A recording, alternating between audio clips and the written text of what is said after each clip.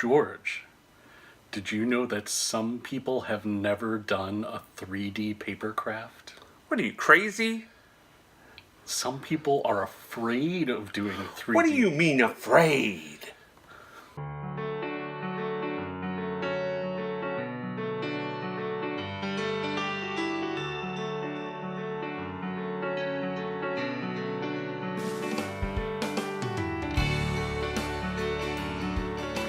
Hi, and welcome to Crafts by Two. I'm Ken. And I'm George.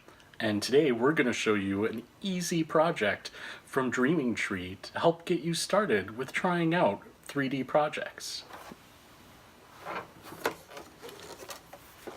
This butterfly shadow box. Ken, What? putting in a shadow box frame doesn't make it 3D. No, like you curl the paper and everything. See, it's 3D. Wait a minute, I don't remember cutting that out. You didn't cut it out. I did the whole project from Dreaming Tree myself. Wow, it's that easy? Wow, Ken, this is really pretty. You did a great job. Thanks. It's really easy. The project from the Dreaming Tree, there's 4 pieces of paper. The background. Wait. You made this out of 4 pieces of paper. Yeah. The background. And then the first layer, the big background piece, is 2 of the same cuts glued together to make it a little heavier and to be able to pop it up. And then the last piece of paper, you cut out all the other elements like the butterflies and the flowers, and they have extra cuts so you can curl them and bend them, and it's really easy to do.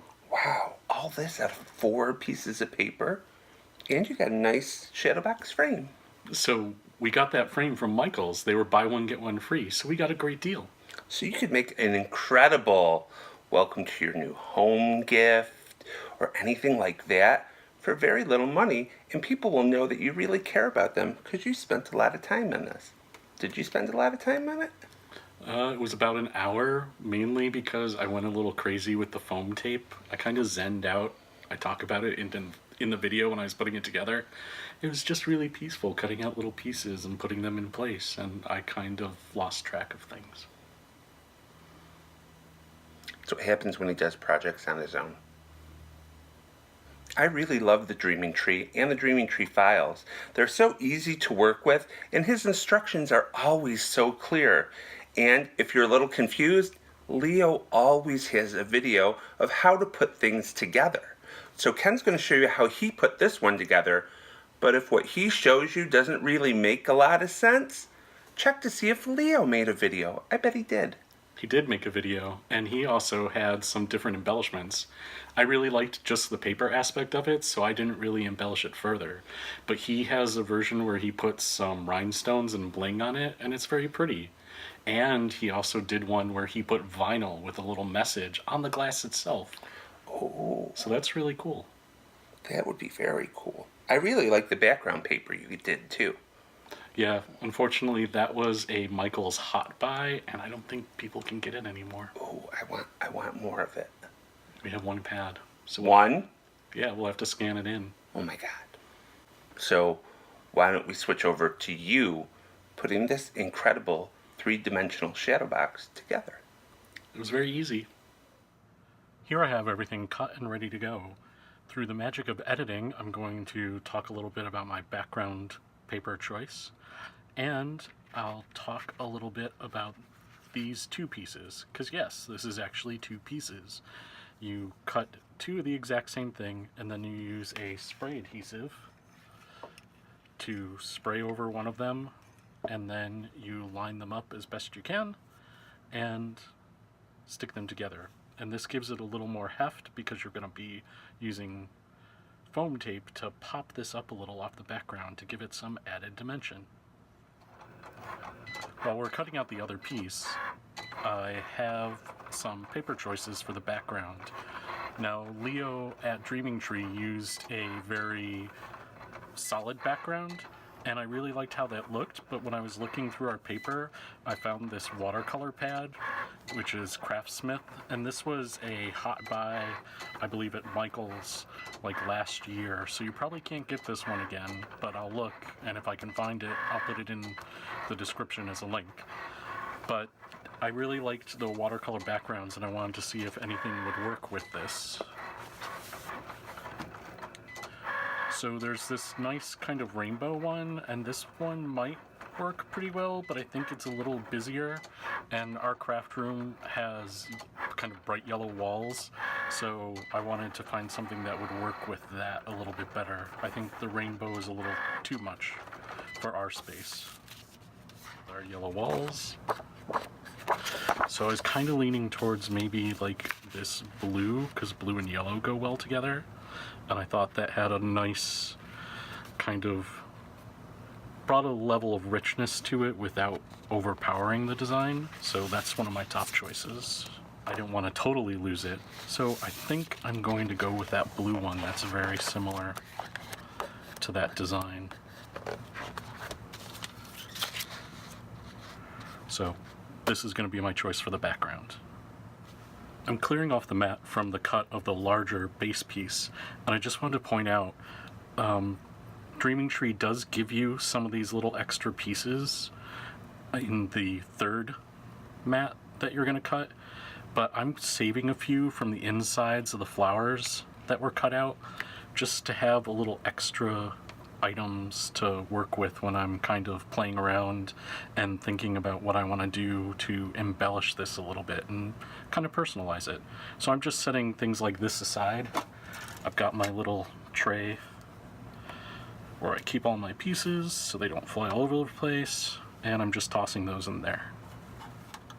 Now I want to just take a moment and show you that you actually do cut two of this piece, because what we're going to do next is use a spray adhesive to put these together, and this is kind of really floppy on its own, even though this is decent cardstock, and so together they're going to have a little more substance to them, so when you have it kind of popped up, it's not kind of drooping and it can carry the weight a little bit better.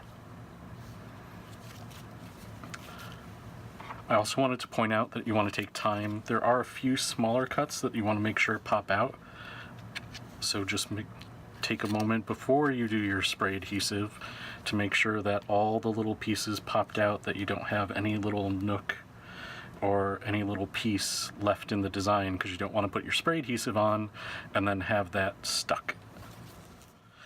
And I had a little recommendation before you do your spray adhesive.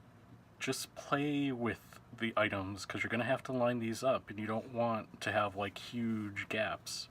You want these to line up as close as possible. So just make sure you're comfortable kind of eyeballing it and laying it down to make sure things line up. Now we got one that's repositionable, but it's still going to warp the paper if you try to pry it apart, because it does adhere. And so just play around and make sure you're comfortable laying it down, that you're eyeballing it and you're seeing how these fit together so you can make a good first press. So when you do your spray adhesive, remember you're going to have one, you'll spray your spray adhesive over the front of it, and then you can put the other item down on top.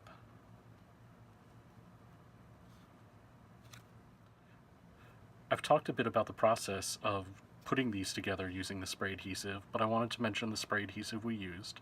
This is Elmer's multi-purpose spray adhesive.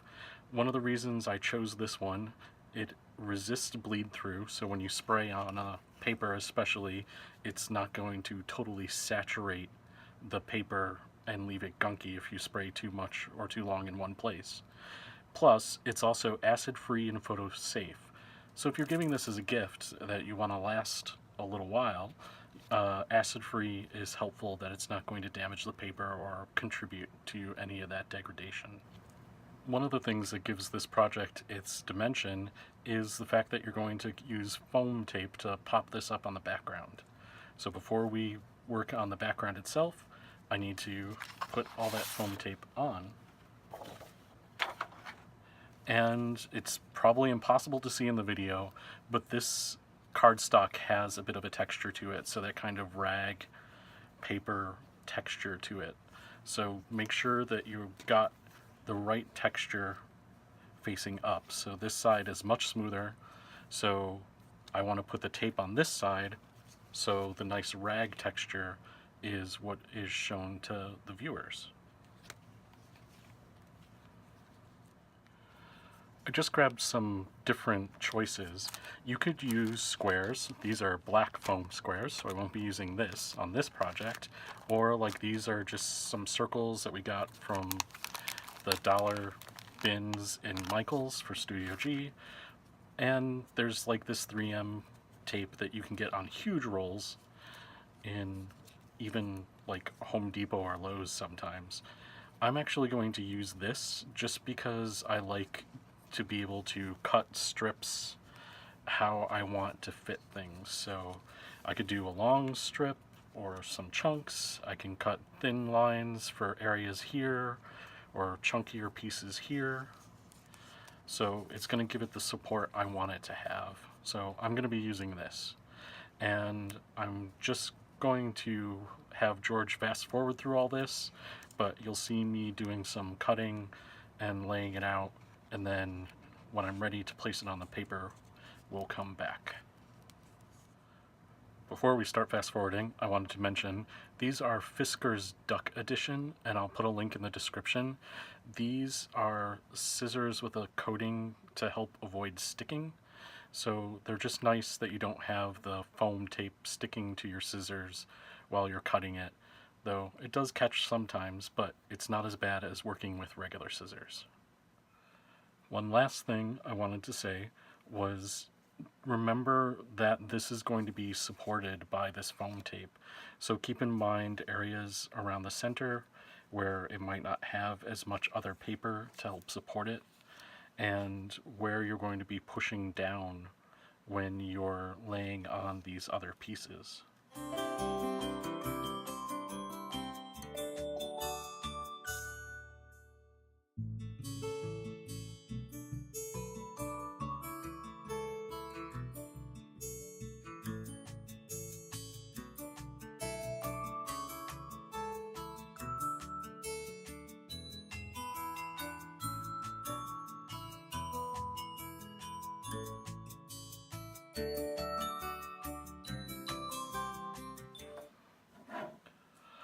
So, I'm done, and this is probably overkill. I kind of zenned out, actually. I was just kind of going along and just filling in spaces, so I'm sure this is probably way too much, but I don't think it's going to hurt. So just giving everything a good press to make sure it's all pressed down. And before I take all this off and lay it on the mat, I wanted to point out one of the extra features that Dreaming Tree gave us. So you may have noticed when you cut the items, I can't pick up the other one, but you really don't need all four. They gave you these corner pieces. So you can use these to help you place your piece down by using those as guides on the 12 by 12 page. And instead of just using these on their own, one thing Leo did in his video was used a marker to mark each corner. So I'm actually just going to use a pencil. So I'm just lining this up on each edge and then doing a light pencil mark that will help guide me when I'm placing this onto the paper. And in this case, the watercolor paper actually helps obscure the marks a little bit. So I'm sure they're probably not even showing up on video, but they're there. And it will be enough to help when I go to place this down. So now I'm not going to bore you with the video, but I'm going to take all the green backing off and then prepare to place this down. So everything's ready to go. I've got all the backing pulled off, And now I just need to make sure first I've got it the right way, and I've got my bottom edge down here, and just kind of eyeballing it. I'm standing up so I can easily look down and gauge where everything's going. So there we go. Just give it a little push.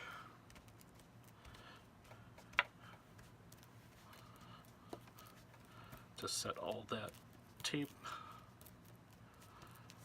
And one thing I liked about using the roll and cutting it was being able to get it on some of these places where it was thinner and I wanted to get some support in there. One thing I just realized I forgot, I didn't do the back of these antennas, but we'll live. So our next step is taking these separate elements, and we're going to kind of give each piece a little bit of a curl, and then we'll be using the foam tape again to adhere them and pop them up a little bit. So again, it's going to add even more dimension to the project. So we have the two larger butterflies, and then there's a number of flowers. Some of the flowers have little pieces notched into them. So you can see these have some petals cut out, and then some don't. So you're just going to spread these around and see how things work together. Let's start with the butterflies.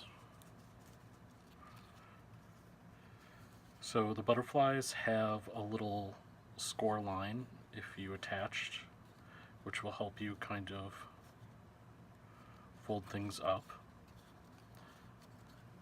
And then Leo uses a dowel, and I've got a brush handle, so this can help kind of roll your piece. You don't want to crease it too much. You don't want a strong fold, you just want to give a little bit of a curve. So what I did was fold it up, and then I kind of curved the wing back. So you can see it kind of curves back. That way when I put it down, I'm going to pop up the body, and then the wing kind of curves out across the paper. And then each piece also has these little sub pieces, so you can kind of pop those out with your finger, and again, give them just a little bit of a curve.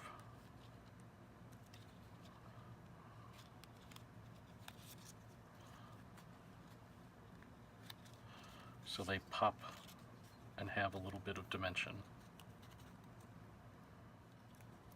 Now you want to be careful, not like me. I was kind of just putting my fingers back over them as I was spinning it around in my hand. So you want to make sure that you're not kind of squishing things back down while you do it. And another little thing while you're here, just make sure you've got all the little holes and everything popped out while you're working with it. And these pieces have that kind of score line to help you kind of fold things up.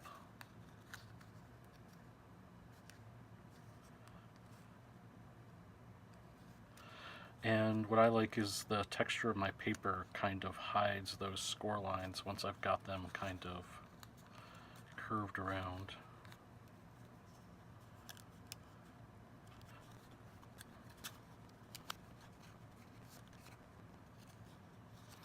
Then you can give your little antennas a bit of a curl to help them stand up.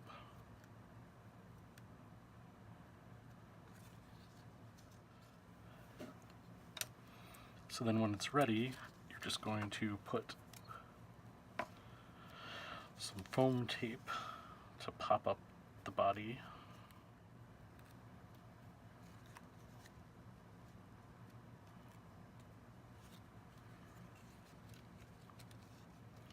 Then you kind of just line it up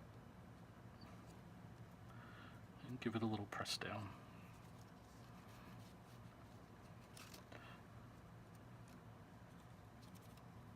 You can definitely give things a little touch now, but you might want to just wait till everything's down and ready to see how everything works together. But now you can see how that kind of stands out on the project and casts a lot of different shadows. And I totally forgot to do these elements on the wings. So there's enough give that I can kind of just work with it. So, like we said, this is a very forgiving project for your first 3D kind of work, because even though I forgot those items, it was no big deal to just step right in and start working on them.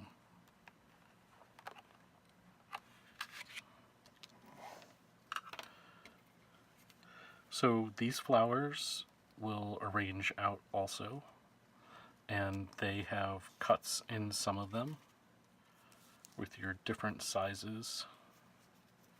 Just want to kind of eyeball it and see where everything should fall. So it's a little bit like a puzzle.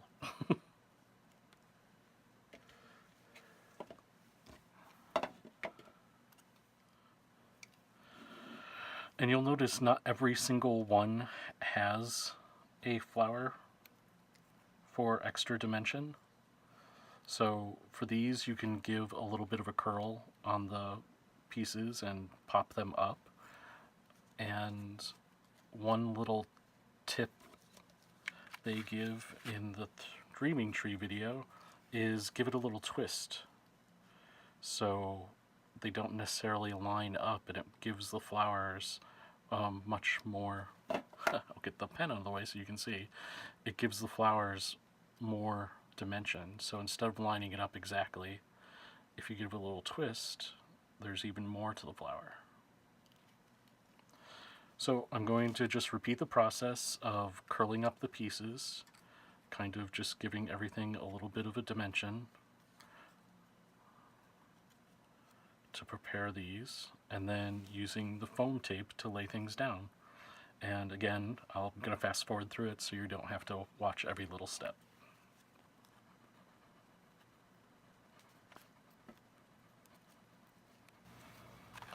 You'll remember I suggested saving some of the little center pieces from your cuts. And the reason for that is not everything has a bit of dimension or anything cut out of it. So you can use tape on these and pop them on to your work to just give a little extra something. Now, you don't have to do the paper. I just like that it's all paper personally. And I liked that look for the finished piece. If you looked at Leo's video over on Dreaming Tree, he used rhinestones to add a little bit of more glimmer and sheen to the project. I liked the simpleness of the paper itself, like I said. So I'm going with just kind of embellishing with those little extra cutouts. And so there's kind of the finished piece before I put it in a frame. And a few things while I was working on these items, depending upon your cardstock, you might want to test on some of the extra paper you had left over from your cuts. But this cardstock can take the work that I was doing. So this original butterfly isn't quite as 3D as this one, because by the end, and I got around to this butterfly, I knew that I could really work the paper with my finger over the edge of the paintbrush. So think of it more as if you've ever done any of those curly ribbons at Christmas time, the ridged ribbon where you can kind of drag it over the edge of a knife or scissors and it curls up. You can really go to town a bit working the paper depending upon your cardstock. So this one ended up being a lot more dimensional than this one. I could probably do some more work with this, but I think I'm going to leave it as it is. And these items, these little pieces. What I found worked easiest for me was I kind of just curled the whole petal all at once, and then I put the tape on the back, and before I put the tape on, I just used the end of my little crystal katana tool, and I used the end kind of point just to pop them through from the back, and then gave them a little push instead of trying to curl them up. So I liked how that came out for those pieces. So now it's time to put it into a frame. So this is a 12 by 12 shadow box. There's a little bit of extra paper from the back. So this is the 12 by 12 shadow box that I picked up at Michael's. I got it when there was a sale, so I could get 2 for the price of 1. So it wasn't that expensive at all. So keep an eye out for sales, and you might be able to pick up a nice deal. So this is 1 inch deep. So it actually comes with little frames so you can adjust that. But for this, I'm going to keep it at the 1 inch. And I just want to remember how I want my hooks to be. So this side down here is going to be the bottom. So I'm going to be putting it back in like that so my 2 hooks are oriented correctly.